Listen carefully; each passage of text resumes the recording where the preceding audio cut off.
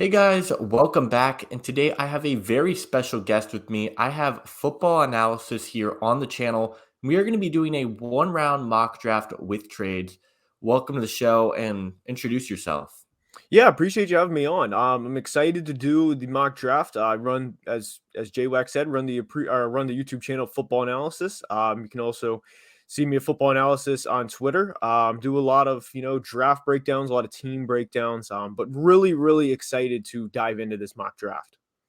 Yep, he does a lot of really good content over there. I will leave his links down in the description below. Appreciate it. But today we are going to do a one round mock draft with trades as we discuss them as they come up. He will have the odd picks, I will have the even picks, and this is going to be a little bit of a mixture between what we would do and what we think is actually going to happen. So be sure to hit that like button, subscribe if you are new, and let's go ahead and get into it with the number one overall pick, the Carolina Panthers. What do you think they're going to do here? So, I mean, they gave up a haul to go up from 9 to 1. Obviously, two first round picks, two second round picks. And for me, I think Bryce Young is the best quarterback prospect. He's been my QB1 all throughout the draft process. Initially, when they made the trade, it was CJ Stroud going to be the pick because of Josh McCown and how Frank Reich likes the bigger quarterbacks. But I personally think the pick should be, and I think it's always should have been Bryce Young. And of course, DJ Moore going to Chicago is not advantageous for Bryce in terms of his development, but I think he's, good enough of a prospect, especially in a weaker conference of the NFC, where he can kind of overcome these things at the beginning. And I think he will develop into a nice quarterback over time. So if I'm on the clock or if I'm the GM making this pick, it's Bryce Young. Yeah, I've gone back and forth with this pick so many times, but I think Bryce Young will be the number one pick. The odds have Mhm. been changing left and right. I like this pick a lot. I think he's one of the best passers in this draft. He sees the field, goes through his progressions really quickly. I really like that about Bryce Young. I think he could be a really good player at the next level. I think Carolina's getting themselves a really solid option here. And I feel like for a while we've just kind of penciled in Bryce Young and TJ Stroud as 1 and 2. But I don't Mhm. think we can do that anymore because obviously there are concerns with Houston sharing the same owner or sharing the same general manager. What am I saying? The same agent CJ Stroud has was the same agent Deshaun Watson Right. has. He said that he had modeled his game after Deshaun Watson. There may be some cause for concern there in the Houston organization. They hired D'Amico Ryans this year, a defensive minded coach, and they apparently are infatuated with Will Anderson Jr. and they really like Will Anderson. And so I'm going to do that in this mock. I'm going to Ooh, take Will okay. Anderson. I know we've seen Adam Schefter saying that it's not a given that they take a quarterback at number 2 overall. A defensive minded guy. I think Will Anderson has a real shot to be the number 2 overall pick for the Houston Texans. So that's what I'm going to do today.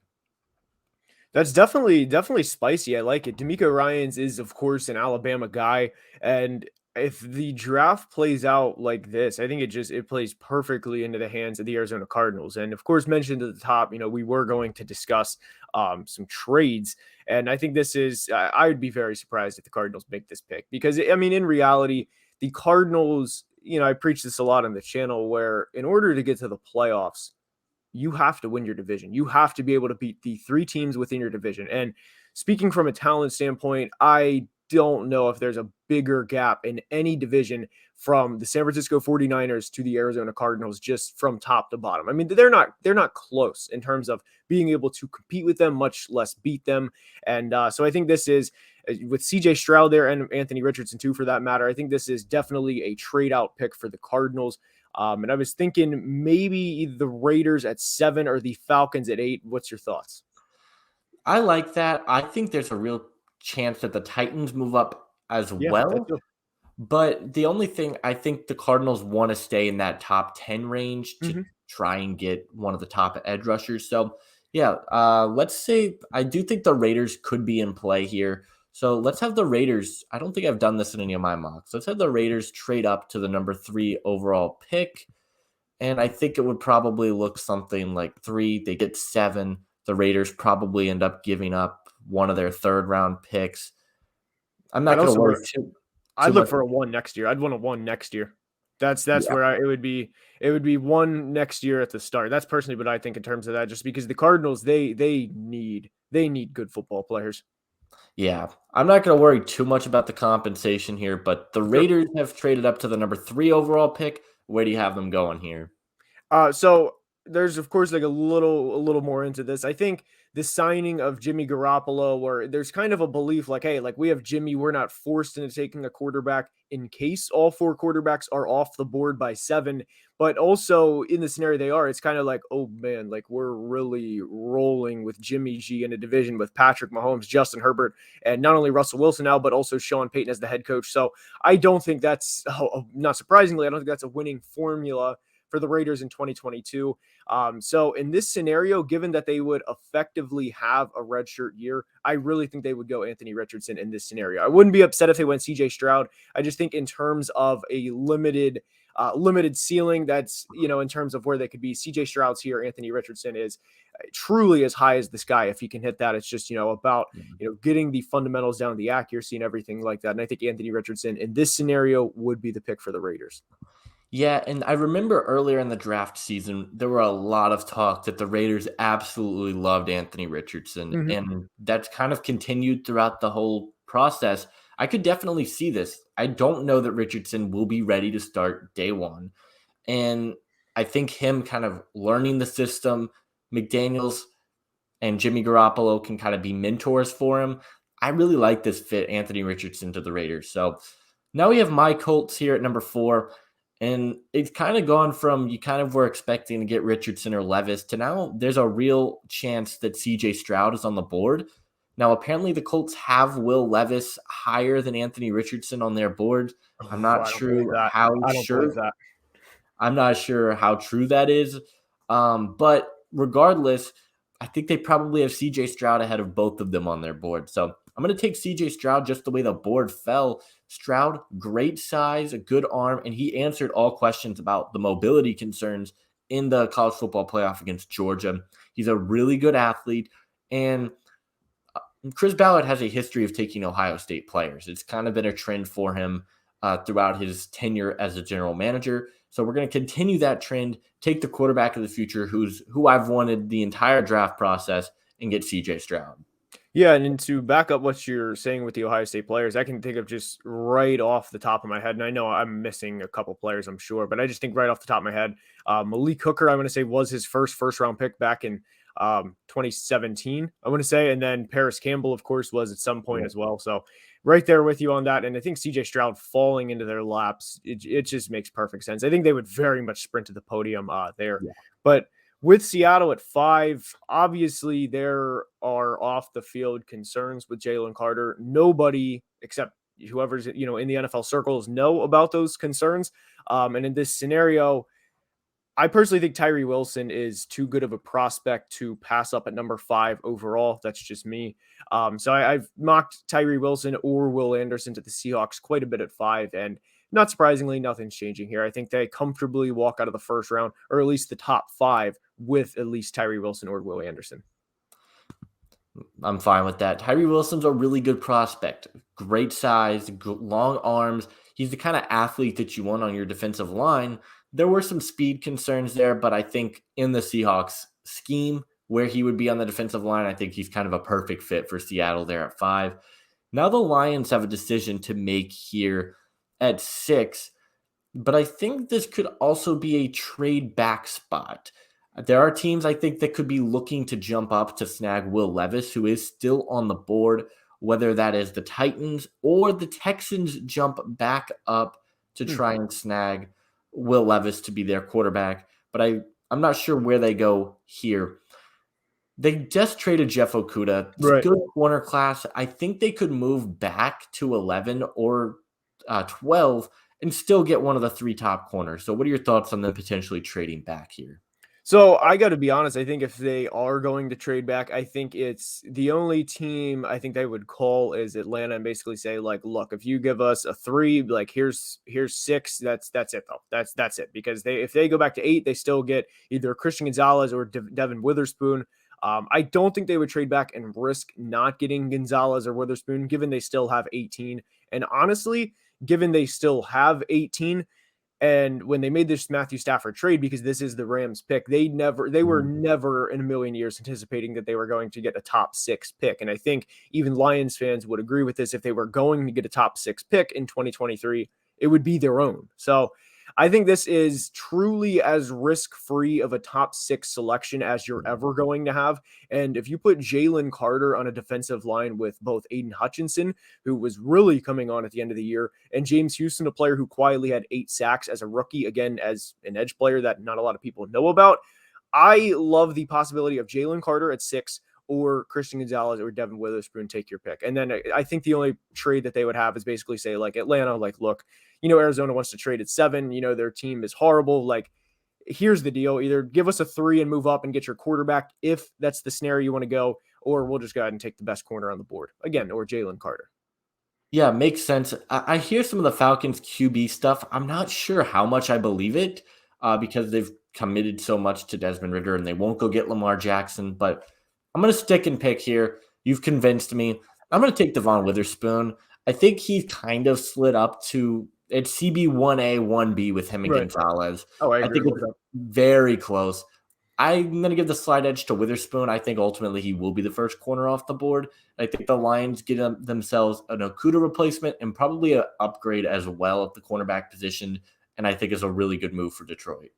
And I love Devin Witherspoon going to Detroit, especially with the mindset that Dan Campbell's kind of installed in all the players over the past couple of years. Devon Witherspoon's draft story is it's really cool. He didn't play high school till or football in high school till like his junior or senior year, and then he was a no-star recruit, walked on to Illinois, and he's just scrapped his way up the rankings since. And that's a guy that if I'm confident in anything, obviously I'm not talking to Dan Campbell on the regular or at all, but if there's anything I'm confident in, it's that Dan Campbell loves Devin Witherspoon and his story. So love the pick for Detroit, and especially with the offseason acquisitions of both Emmanuel Mosley and Cam Sutton coming over for the Steelers. So love that. Yeah, absolutely. Cardinals here at 7. All right, so this is honestly, if there's a trade candidate, and I want to kind of see where you think of this. I'm calling Tennessee and Houston because Arizona is a bad football team. Like They're they horrible. need picks. And I as much as I like Jalen Carter as a football player, I really don't think you can make your first selection with that just poor of a roster and say, like, look, we're going to take a guy with off the field concerns as number 7. I really don't think you can do that, even with getting a first next year from the Raiders in that trade back. So I'm looking to trade back again. Hopefully we can get an additional 2, whether it's this year or next year. But I'm calling Tennessee at 11, which is a pick I have, and I'm calling Houston at 12, which is a pick you have. And I'm saying, like, look, here's the deal. Give us 11 or 12 in either team's case and give us a 2, and you have this pick. Yeah, I'm down with that as well. This would be an absolutely amazing draft night if the Cardinals were able to trade back twice. The question is who? Titans probably. I think you could probably get a little bit more from the Texans, who have Mhm. a pick later. And I think with them taking Will Anderson second overall, they would be looking for a quarterback. But I really think the Titans are involved in those conversations to make a trade for a quarterback. Ryan Tannehill's not the guy. And I think the Malik Willis thing has been handled very poorly because I think everyone and their mom knew Malik Willis was not going to be ready last year. And he Mhm. disappointed. I don't think they should give up on him, but it seems like the writing's on the wall. Malik Willis won't be there. Right. So I think the Titans ultimately make this trade up. What are your thoughts on that? No, I agree with you, and I think in terms of compensation, it starts with 11 and 41. I'm looking at the picks I have on another screen here. I think it's 11 and 41 for 7. I have the PFF simulator up, and it says there'd be a 49% chance that it would be accepted. So if Arizona walks out of the first 7 picks with picks 11, 34, 41, and a 1 next year, that's the start that GM Monty Ozenfort and of course, new head coach Jonathan Gannon. That's the start they need to build a better roster. So let's make it happen. And the Titans are coming up to get Will Levis. Yeah, and honestly, of all the quarterbacks here, obviously outside of the top 2, if you got to pick between Levis and Richardson for the Titans, which is ultimately kind of what I think it'll come down to, I think for the Titans and what they need, I would rather get Will Levis because I think he's just ready to start day one. I think the upside is still there with Will Levis. I have never seen a quarterback get as much criticism as Will Levis has. It's pretty ridiculous. He's a talented player, good arm, he's mobile, and he can come in and start day one for you. And I really like that for him. Richardson, this is not a coaching staff that is very good at nurturing quarterbacks, and we saw it with Malik Willis last year. I think Will Levis has the opportunity to come in and be a day one starter. I also, by the way, I also think at that trade, like if the Titans are giving up 41, just for any Titans fans watching, I do think that there would be like pick. I want to go back to the picks real quick. I want to say there'd be like a late 4, early 5, kind of like swapped in there as well. So it would just be 1, 2 for 4 spots. I think they would also get a late 4 kind of swap in there as well. Just wanted to add that bit. But where are you thinking of going with the Atlanta Falcons at 8? Yeah, this is a tough one. They went and got corner, so I don't think Gonzalez is going to be the move. I really love the trade they made for Jeff Okudah. I think it's going to be an edge rusher. They've went out, they got Calais Campbell, they got David Onyemata. Their interior, their defensive line with Grady Jarrett still there as well is pretty good. So I think I'm going to wait on Jalen Carter, who I've never had fall this low. And I'm actually going to take Nolan Smith out of Georgia. I think he fits the scheme really, really well. I did this in my last mock. I've heard a lot of people say he's got a very good chance of going inside the top 10. I'm going to take that move, and I'm going to pull the trigger here and send Nolan Smith. Keep him in Georgia, send him to the Falcons. I like that. I like that pick quite a bit. And Atlanta also invested a couple of picks last year and a couple of edge guys.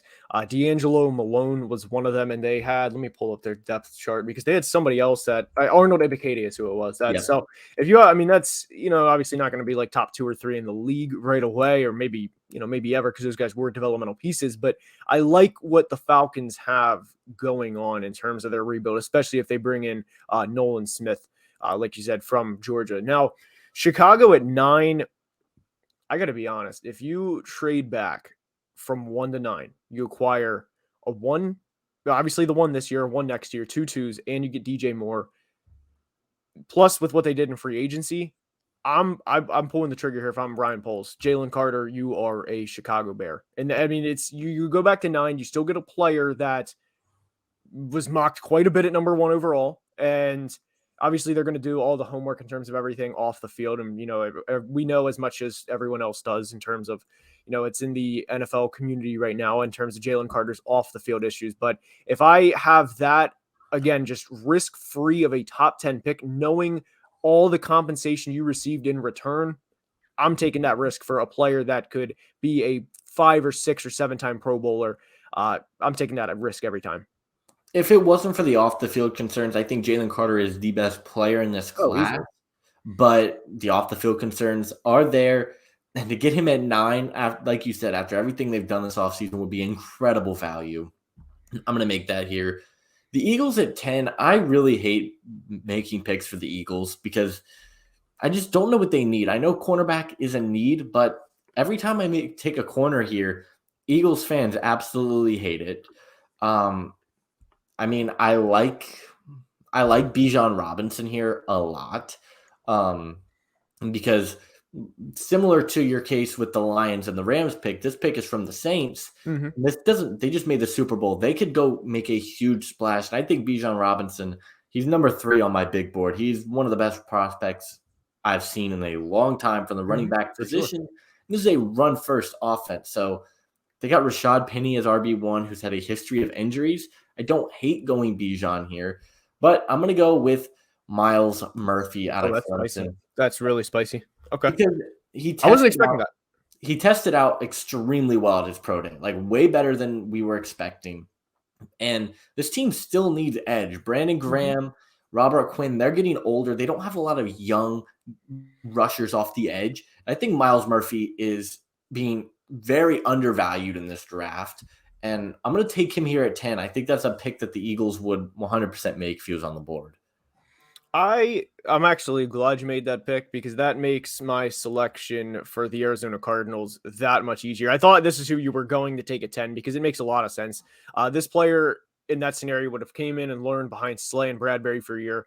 It's simple. You get a 1 Next year, you get, what was it, pick 41. You get an extra 1 and a 2 to move back 8 spots. You still get Christian Gonzalez. That's such a win for the Cardinals. In terms of getting and acquiring just straight up better talent. Love that pick for them. And Christian Gonzalez, you are the first pick in the Jonathan Gannon era. Yeah, I like that move for them, especially after losing Byron Murphy. You need some Yeah. help with that in that secondary. Looking at their cornerback depth chart, it is bad. Mm-hmm. But you got Christian Gonzalez, who's again arguably CB1 in the class, good value for him there. I struggle now with what the Texans do because obviously I'm sure they're just trying to build as much talent around this team as possible. And they're probably just trying to get Caleb Williams next year. That's probably the strategy here. Ooh, this is tough for them. This is tough for them in this situation. It really is. And I could see this being a trade back spot again. I could see a team like the Lions trying to move back up to make a move. I could see the Patriots never trade up. Let's see here. Honestly, I think I would just go either Quentin. I'd probably go Quentin Johnston is who I would probably take in this situation. Yeah, Just I getting a like football player. Johnston. I like Johnston. Their wide receiver room is slim, but I think if there's going to be a receiver that you take here, I'm going to go with Jackson Smith and Yeah, Jigba. love that too. Love that too. Some people question the speed, and then he ran like a 4.4. So Mhm. I think he kind of put that to rest. I think he could be a boundary guy, and if not, he could be one of the best slot receivers in the game. This is a receiver who was at times the best receiver on the field with Chris Olave and Garrett Wilson on the field at the same time. Jackson Smith and Jigba was incredible his sophomore year, and then he had some injuries last year that held him back. But the Texans wide receiver core, you got Robert Woods, who is not inspiring at this point in his career. Nico Collins, who has shown some flashes, and then you got John Mechie, who will come in. Hopefully, he's healthy and can go. But You're right. Jackson Smith and Jigba, I think, is probably the immediate number one receiver on that team for a team that hasn't had a number one receiver in some years. So I like that move for them. Next up, the New York Jets. For me, this is a very, very easy selection. Joe Douglas would sprint this into the podium himself. I think it is Paris Johnson, the tackle from Ohio State. I think he is the number one offensive tackle in the class. That would be under the assumption Skoronski is a guard at the next level, which I think Skoronski could be a good tackle. I think he could be a great guard at the next level. But they had Dwayne Brown starting for them down the stretch of the season last year. Dwayne Brown is 38 years old. He's not going to play forever. So I think this is very simple. Take Paris Johnson, protect who we presume to be Aaron Rodgers at this point, and don't overthink it. Paris Johnson, Jet, love it. Yeah, I like that move as well. I think there's a good chance that Broderick Jones is going to be the first tackle off the board, Ooh, okay. but I do like that, especially with Joe Douglas loving his big players, his big offensive linemen. I think that's a pick for the Jets that makes a lot of sense. But I do like Paris Johnson there as well. Then we get the Patriots. Isaiah Wynn, I don't know if he ever even re-signed. I don't think he has. This team's offensive line is not great, especially at the right tackle position. Now, you could go Broderick Jones, which I do really like. Skoronski, we mentioned, probably a guard at the next level. But I'm actually not going to go with Broderick Jones. I'm going to go with Darnell Wright out of Tennessee. He's probably the best right tackle in this entire class. He could play left tackle, could play right tackle. If you turn on the tape for that Alabama game, he was incredible against Will Anderson Jr. Darnell Wright is going to go higher than people think. I think there's a very real possibility he's in the top 15. I think the Patriots, who are looking for a right tackle, this is a match made in heaven. I love that selection for them. And yeah, I mean, that's really all that needs to be said. It's a great pick. And now, the Green Bay Packers are up, and I think this, I'm a Vikings fan. Like, look, I enjoyed them not ever taking a first round weapon insert, in the past 15 years. And it leaves me to a question of whether it's going to be Quentin Johnston or Dalton Kincaid. And we will get to Michael Mayer at some point. I think he's been kind of pushed down boards a little bit. I think he's going to be a good tight end. I think Dalton Kincaid is too. Pretty much pick your poison, whether it's Kincaid or Mayer. I want to hear your thoughts on this, though. Kincaid or Mayer, that's to me at least who should be the pick here. I'm in the minority here on how I feel about Michael Mayer. He's my tight end 3, pushing on tight end 4. Really? I have Darnell Washington ahead. I think it really depends on what you're looking for in Green Bay, because Michael Mayer he's good at everything. He's a solid blocker. He's a solid He's a solid pass catcher. He's not a great athlete. Dalton Kincaid, while there's some major blocking concerns there, he's the best receiving tight end in this class by far. And Mhm. with Darnell Washington, you've got the best blocking tight end by far. It's like getting another offensive lineman on your team, but the pass catching is there. You see some flashes of it. And I think Luke Musgrave is right there with Michael Mayer as well. There's some major injury concerns. I don't think Musgrave will be a first round pick. And I don't think Mayer is going to be a first round pick either. But Musgrave, I think, is pretty athletic, which is something Michael Mayer did not test very well at the combine. Mhm. Musgrave has the athleticism. I think he's got to improve a little bit as a blocker, but he's a better pass catcher than Mayer. I think it really depends on what Green Bay wants. Do you want the all-around solid guy, or do you want the guy who can go out and get you a bunch of receptions in Kincaid, or do you want the blocker? Every tight end in this class is different, which is why I really like this tight end Yeah, class. love it, love it. But personally, I'd be choosing Kincaid. Need to make life for Jordan Love as easy as we can in the transition. So don't overthink it. You're getting a good football player, and I like Dalton Kincaid to the Packers quite a bit, especially a good safety blanket early on for Jordan Love, who Yeah. to this day has not played a lot of football at the NFL level. So Dalton Kincaid, Packers like the pick. Yeah, I love that pick as well. At number 16, the Washington Commanders, who finally sold the team. Thank God. Congratulations, Commanders fans. Um, this is a tough one for me as well because I'm looking at Joey Porter Jr. and your secondary is bad. You got Cam Dantzler, Kendall Fuller is good, but I still think they need another cornerback on Agree. this roster. But Peter Skoronsky is kind of just staring at me in the face. This is an offensive line, especially at the guard position, where they need some improvement. Skoronsky's on the board. I've mocked Osiris Torrance here, but I think he's kind of fallen down boards. Same. Yep. Um, Man, this is a tough pick. I think I think corner is a bigger need than interior offensive line. I think you could get a guy with your second round pick. So I'm going to take Joey Porter Jr. Okay. before the Steelers probably take him. And I like what he can do in Washington with Ron Rivera's defense. All right. You just gifted me a pick here. I'll take this every time. I know he projects to be a guard at the next level, but I'm not going to overthink it. Peter Skoronsky is never available in these mocks for the Steelers, so I'm going to do anything I can to make life easier for Kenny Pickett. Obviously, Kenny has all the weapons, and Peter Skoronsky, they need help at either left tackle or left guard. I'm fine with playing at Peter at either position. So love that pick for the Steelers, and they improve the roster quite a bit by making this selection. I know he does probably translate better to a guard at the next level, but I don't think it's completely out of the realm of possibility that he could play tackle. Like, I think he could be a tackle at the next level. We saw it with Rashawn Slater, small arms from Northwestern, who ended up, he's one of the best left tackles in the league now. We'll see what ends up happening there. Like the pick for the Steelers. I think if he was on the board for the Lions would take him, especially because they have a hole at the guards position. But I think now there's two names here, and it's Lucas Van Ness and Bijan Robinson. I still think Bijan's in play, even with David Montgomery. They've said DeAndre Swift is not in their future plans.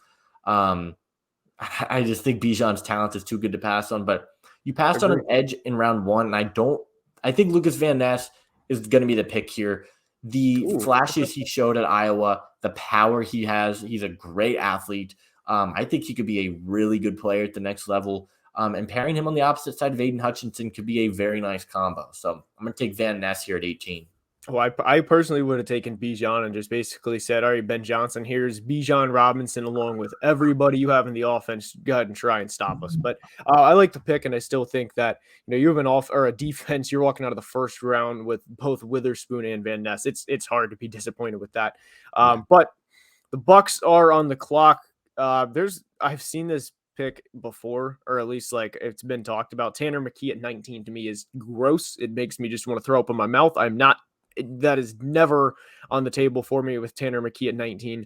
I just want to say, I don't think Tanner McKee is the first round pick. No, I don't know. No. But I think I think the Bucs are honestly, like I've said about the Baker Mayfield signing, that I like it because it is low risk, high reward. But it could also be low risk and just not get anything from that. And I think they have a lot of pieces on the offense. I don't think there's great. I mean, Anton Harrison at 19, solid value, but I really think Brian Branch, pairing him in that defensive backfield with Antoine Winfield. I think Branch is too talented of a player to pass up in this situation.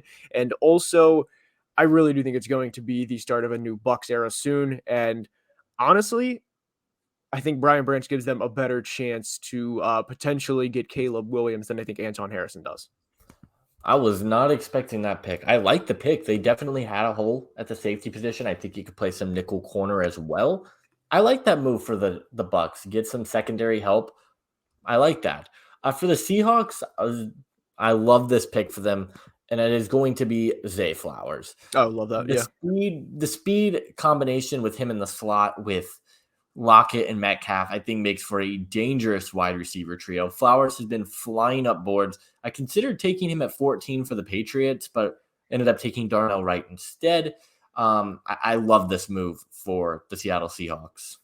And I'm right there with you. I love mocking Zay Flowers to him. Him and DK are just a great, just yin and yang in terms of receivers, and I think they would pair very well. This leads me into the easiest pick of, well, at least from 20 to 31 is what it will be, in my opinion. Bijan Robinson to the Chargers, put him in Kellen Moore's offense behind Justin Herbert, and go ahead and try and stop that. That is hell for any defense to try and game plan against every single week. Yeah, absolutely. Like we mentioned Bijan earlier, I think he's a fantastic player. They can now move Eckler safely. This would be a home run for the Chargers. For the Ravens here, they just got Odell. I know some people really love that move. I don't think he moves the needle for them at all. I'm going to go corner, though, because I think you got Nelson Aguilar, you got Odell. Not super inspiring, but if Deonte Banks is still on the board, I'm going to take him. You need a cornerback. He's a very physical corner. He moves really well. And I think pairing him on the opposite side of Marlon Humphrey, keeping him in the DMV, I think that makes a lot of sense for him. Now, my Minnesota Vikings are up. The board did not play favorably. Quentin Johnston's there. I had him as my third ranked receiver in the class, behind JSN and Zay Flowers. I have my concerns with with Quentin Johnston.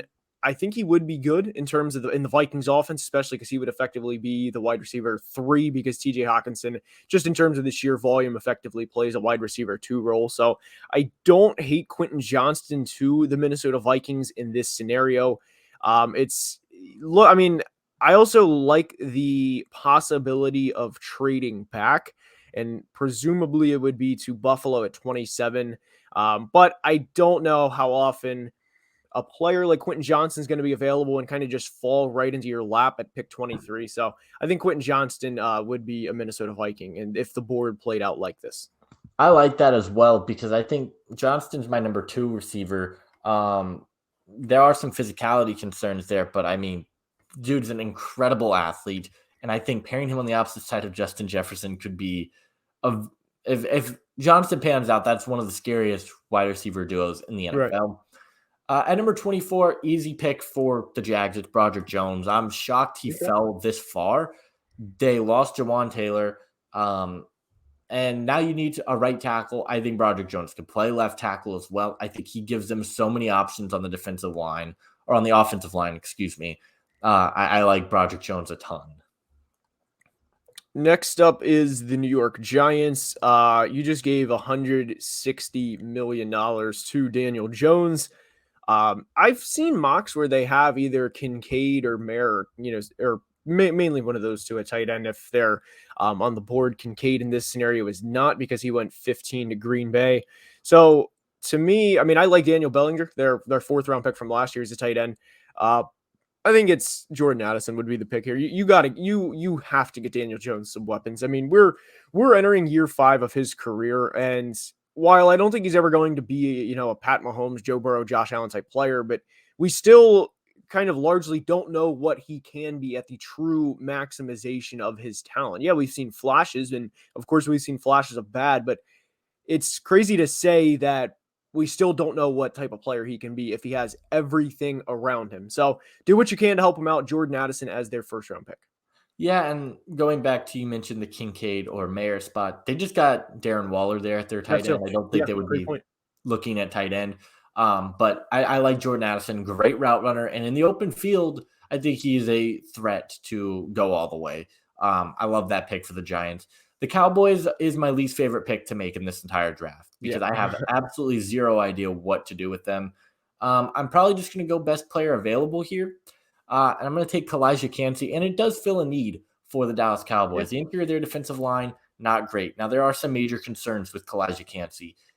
Short arms, short in height, and is in, I believe, the 1 percentile for players at the defensive line position. That's something that, do you want to bet on the production or the traits? The production was there at Pitt. He was fantastic.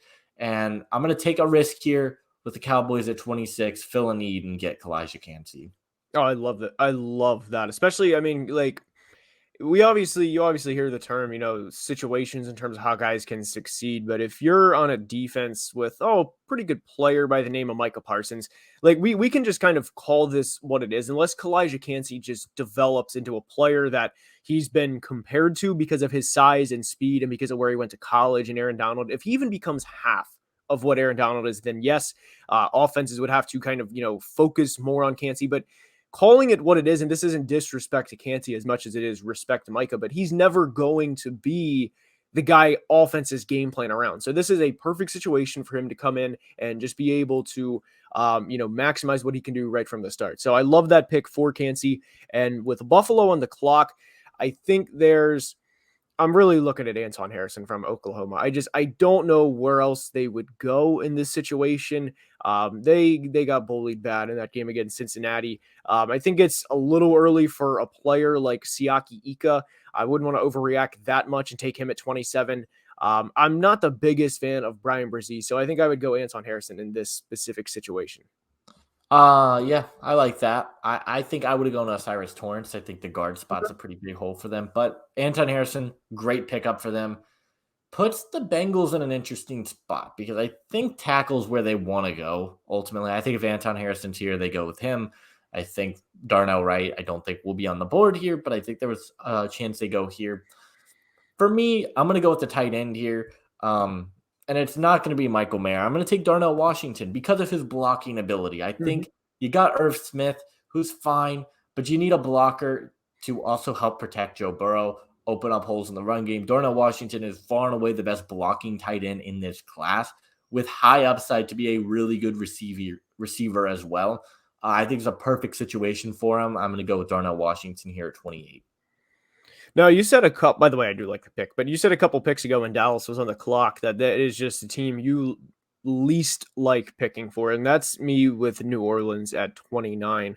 I've messed with the idea of going with Josh Downs, receiver. Just you spent that much money in Derek Carr, get him as much help as you possibly can.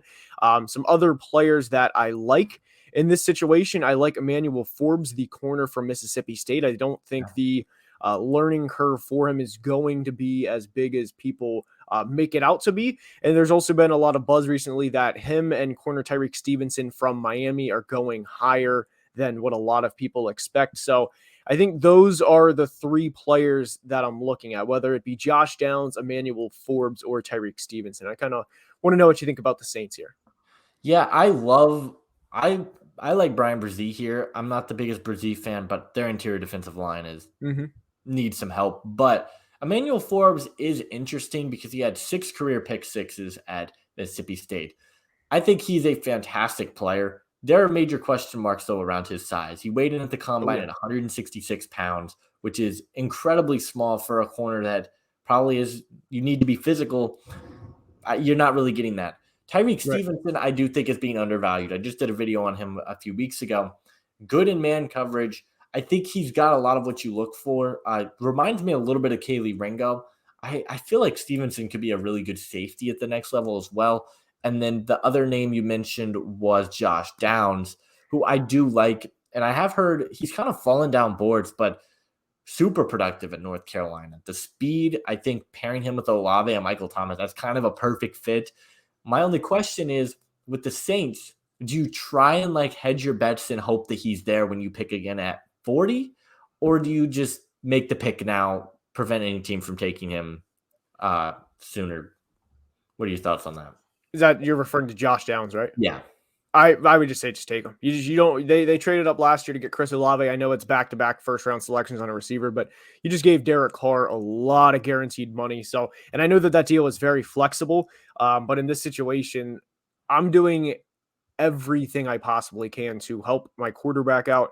And just based on how poor the division is right now in the NFC South, you would expect the Panthers to gradually improve, especially with the number one overall pick. But they traded away their best offensive weapon during the regular season last year in Christian McCaffrey, then their other best one this offseason in terms of DJ Moore. So I'd be shocked if the Saints don't win the NFC South in 2023.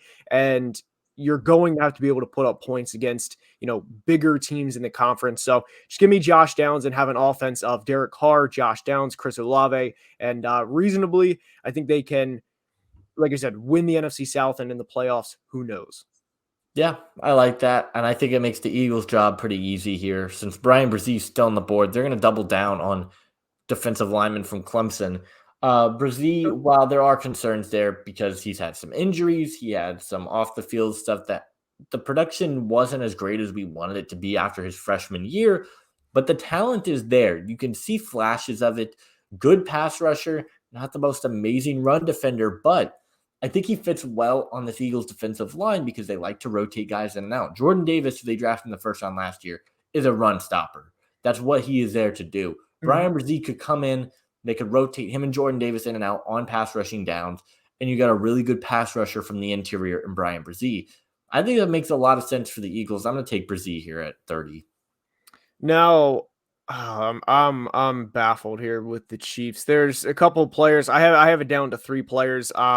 The one player that I want to take, I'm not going to, but it would kind of just be a middle finger to the rest of the AFC. It would just be like, all right, like we're this good. We're 2-time champion in 4 years. Try and stop us. It would be Michael Mayer and basically say like, all right, look, we have the best quarterback in football. We already have a Hall of Fame tight end. Of course, we have a Hall of Fame head coach. Now go ahead and try and stop Michael Mayer along with Travis Kelce. But realistically, I think they would look more along the lines of either Will McDonald or BJ Ojulari. And I do think Ojulari is one of the more underrated players in the entire draft process. So I think the pick in this scenario would be McDonald or Ojulari. If I'm on the clock, like as the GM, I know he said it was going to be a mix of what we would do. I think I would, like I said, give the proverbial middle finger to everyone and just say, we're taking Michael Mayer, stop us. But I think realistically, I think the Chiefs would probably go Will McDonald in this scenario. Yeah, I really like Adetomiwa Adebawore as well here because I think the versatility he provides on the interior and the edge is very valuable. But I like Will McDonald as well.